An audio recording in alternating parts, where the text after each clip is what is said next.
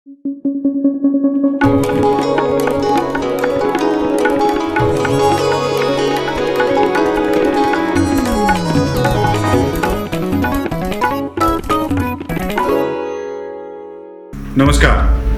एक असतो राजा आणि त्या राजाचा असतो एक पोपट.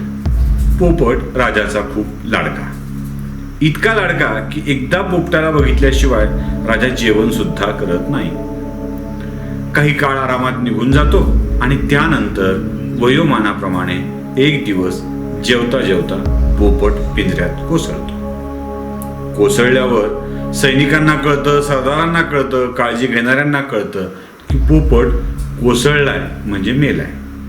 लगबग सुरू होते, वाचवता येईल का याचे प्रयत्न होतात, पण काही हाती लागत नाही. खरं तर पोपट मेल्यावर समस्या वेगळीच असते आणि ती समस्या असते हे पोपट मेल्याचं राजाला सांगायचं कसं.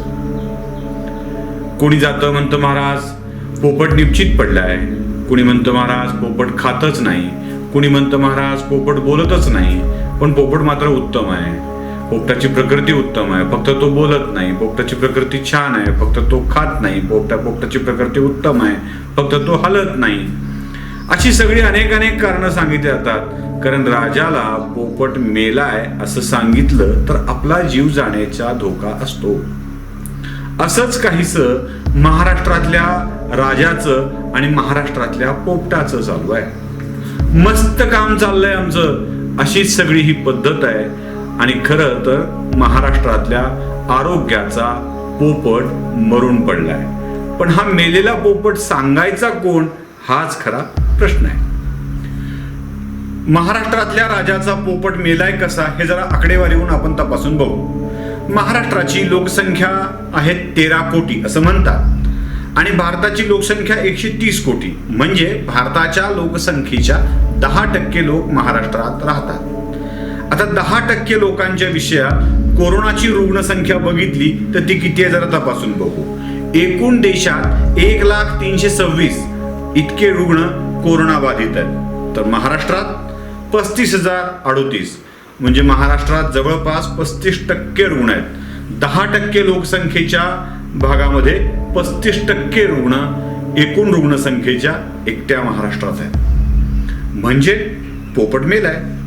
खरं तर हे अपयश सरकारी यंत्रणांचं आहे, पण सांगायचं कोण, कारण प्रत्येक जण एकच वाक्य उच्चारतोय, तो म्हणजे पोपट चांगला आहे, तो निश्चित पडलाय. आता बघा, एवढ्यावरच आपण थांबून भागणार नाही, कारण महाराष्ट्रात सगळीकडे खूप काही गोष्टी आहेत, खूप तपासण्या होतात असाही दावा केला जातोय. महाराष्ट्राच्या तुलनेमध्ये बाकी राज्यांमध्ये रुग्णांची वाढ कशी होती आहे ते पण बघितलं पाहिजे. तामिळनाडू, म्हणजे मी काही वेगवेगळी राज्य सांगतोय. तामिळनाडू इथे रोज 536 रुग्ण काल वाढलेले आहेत. राजस्थान 305 रुग्ण वाढलेले आहेत. दिल्ली 299 रुग्ण वाढलेले आहेत. आता गुजरात 366 रुग्ण वाढलेले आहेत. उत्तर प्रदेश 346 रुग्ण वाढलेले आहेत. आंध्र प्रदेश फक्त 67 रुग्ण वाढलेले आहेत. तेलंगणा 46 रुग्ण वाढलेले आहेत. तर पंजाब फक्त 16 रुग्ण वाढलेले आहेत. पंजाब सारख्या राज्यात 16 रुग्ण वाढतात काल, आणि महाराष्ट्रातला हा आकडा 2025च्या आसपासचा आहे. म्हणजे अवस्था किती भीषण आहे बघा. सगळी राज्य शेकड्यात रुग्ण वाढत आहेत आणि महाराष्ट्रात मात्र एकाच दिवशी 2025 रुग्णांची वाढ झाली आहे. महाराष्ट्राचा आरोग्याचा पोपट कसा आहे हे तुम्हीच ठरवायचं आहे. आता पुढची आकडेवारी आपण बघूया. राज्याची एकूण संख्या बघूया. काही टॉपची राज्य आहेत, त्या टॉपच्या राज्यामध्ये गुजरात आहे दुसऱ्या क्रमांकावरचं, तिथे 11,380 रुग्ण आहेत. तामिळनाडू आहे 11,760 रुग्ण आहेत. राजस्थान आहे 5,375 रुग्ण आहेत. दिल्ली जिथे खूप वाढलं होतं तिथं 10,054 रुग्ण आहेत आणि पंजाबात फक्त 1980 रुग्ण आहेत. महाराष्ट्राच्या रुग्णांच्या टक्केवारीचा विचार केला तर 5, 10 ते 30% महाराष्ट्राच्या पेक्षा 30% रुग्ण सर्वाधिक गुजरातमध्ये आहेत. म्हणजे महाराष्ट्र सर्वाधिक पुढे जात आहे. खरी गंमत तर पुढेच आहे. दिदी आणि दादाच्या राज्यामध्ये रुग्णांची संख्या खूप मोठ्या प्रमाणावर वाढू लागलेली आहे. पश्चिम बंगाल 25 स्तराच्या पुढे गेलंय, तर महाराष्ट्र 35,000च्या पुढे गेलाय.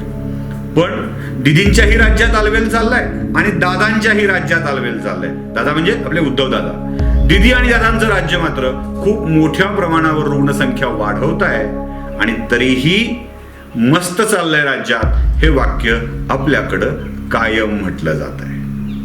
राज्याची परिस्थिती आपण बघितली आहे. आता औरंगाबादची परिस्थिती बघूया. खूप विश्वास असतो लोकांना डॉक्टरवरती, व्यवस्थेवरती, आणि विशेषतः अशी संकटाची प्रसंग आल्यावर तर हा विश्वास अधिक वाढत जातो. या अशा संकटाच्या प्रसंगामध्ये काय स्थिती आहे हे जाणून घेतलं पाहिजे. औरंगाबादच्या शासकीय रुग्णालयातील स्थिती या छोट्याशा व्हिडिओमध्ये आधी आपण जाणून घेऊया आणि मग बघूया पुढे काय स्थिती आहे ती. एकीकडं कोरोनाचे रुग्ण भरमसाठ वाढत आहेत आणि दुसरीकडं कोरोना रुग्णांच्या उपचाराविषयीची अनास्था आपल्याकडे दिसते आहे. कोरोना योद्ध्यांच्या विषयात, डॉक्टरांच्या विषयात वाईट काही सांगू नये, वाईट काही मांडू नये, हे 100% खरं आहे. पण ज्यांच्यासाठी काम केलं जात आहे त्यांचीच व्यवस्था नीट ठेवली जात नसेल तर मग मात्र याविषयी बोलणं भाग आहे. खरं तर आतली परिस्थिती कळत नाही आणि डॉक्टरांच्या विषयी अशी शब्द वापरायची नाहीत किंवा असा अपप्रचार करायचा नाही, हे सूत्र ठाऊक असतानाही तिथली दुरावस्था सांगणं आवश्यक आहे. कारण अशा अस्वच्छतेमध्ये रुग्ण बरे होण्याऐवजी अधिकाधिक आजारी पडतील, हे वास्तव आहे. खरं तर रुग्णांना त्याला मधुमेह असेल तर चहा कसा द्यावा, जेवण कसं द्यावं याचे काही नियम आहेत. पण तरीही फक्त भात आणि वरण दिल्यावर मधुमेहींचा मधुमेह वाढणारच आहे. साखरेत अधिक चहा टाकल्यावर मधुमेह वाढणारच आहे. एवढी काळजी तरी मायबाप सरकार घेईल आणि कोरोना सोबत अन्य आजारामुळे मृत्यू येणार नाही याची काळजी घेईल, एवढीच आशा आता बाळगणं आपल्या हातात आहे. व्हिडिओ कसा वाटला ते नक्की कळवा. लाईक, शेअर आणि सबस्क्राईब करायला विसरू नका. धन्यवाद.